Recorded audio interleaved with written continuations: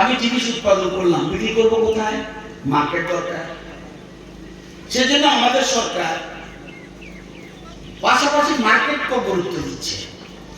আপনারা জানেন আমাদের রাজ্যে কটা মার্কেট আছে? সারা রাজ্যে টোটাল মার্কেট 554টা সারা রাজ্যে কৃষি বাজার।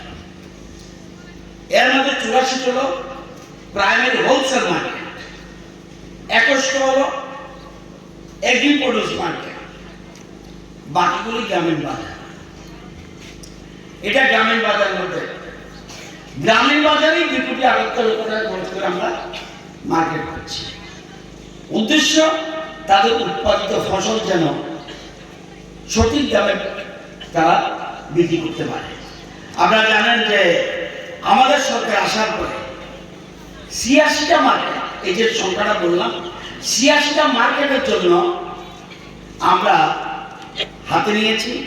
এর মধ্যে 40টা বাজার কাজ কমপ্লিট, 38টা বাজারের কাজ চলছে, 3টা কাজের ওয়ার্ক অর্ডার হয়েছে।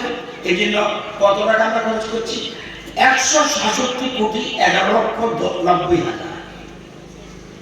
এর আগের 5 বছরে, মানে আমাদের সরকার আসার আগে 5 বছরে তৎকালীন সরকার মার্কেটের জন্য কত টাকা খরচ করেছে?